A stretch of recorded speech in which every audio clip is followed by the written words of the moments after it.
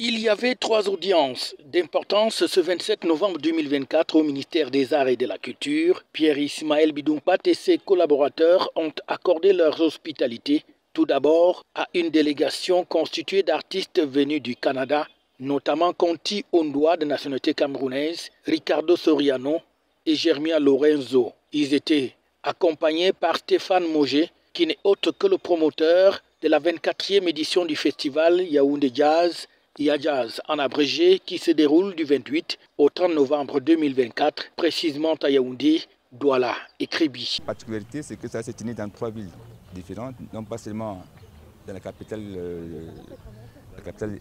camerounaise, mais c'est passé aussi à Kribi, Jazz Behind the Sea.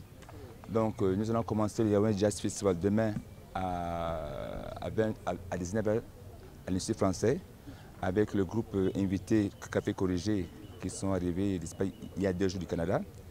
Et par la suite, ils vont prester à Douala le 29 et le 30 à Kribi. Alors la particularité aussi, nous avons aussi mis l'accent sur les formations, donc nous avons un masterclass, n'est-ce pas, de création qui va se passer cet après-midi à partir de 15h. Donc ce qui va se tenir, n'est-ce pas, à l'ANCAC, dans une école de musique. Cette fois-ci, au niveau du cabinet du ministre des Arts et de la Culture, c'est une autre délégation d'artistes et hommes de culture qui est reçue, notamment une délégation d'artistes japonais sous la houlette de Hervé Ngebo, musicien camerounais, auteur de l'initiative d'un concert qui doit se tenir pour la fusion artistique et culturelle entre le Cameroun et le Japon. La sollicitation du soutien du ministère des Arts et de la Culture était au centre de cette audience. Un climat de satisfaction d'avoir été reçu de vive voix par monsieur le ministre des Arts et de la Culture. Et beaucoup de choses ont été dites. C'est vrai que les choses peut-être de notre côté n'ont pas été aussi parfaitement fait.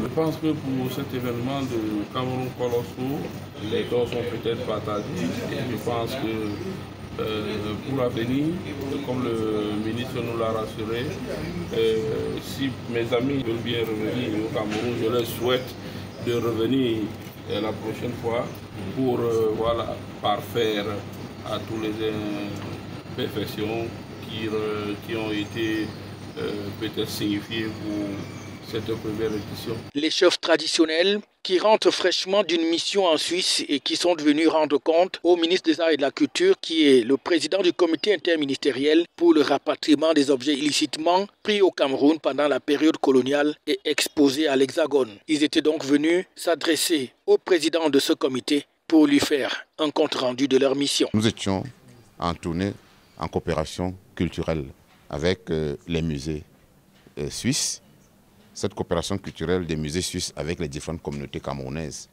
Et là-bas, au-delà de la coopération, ou alors dans l'un des volets de la coopération, nous avons trouvé des restes humains parmi les différents objets qui sont partis du Cameroun illégalement. Et à ce niveau, nous sommes déclinés de ce dossier parce que ce dossier relève immédiatement du comité interministériel.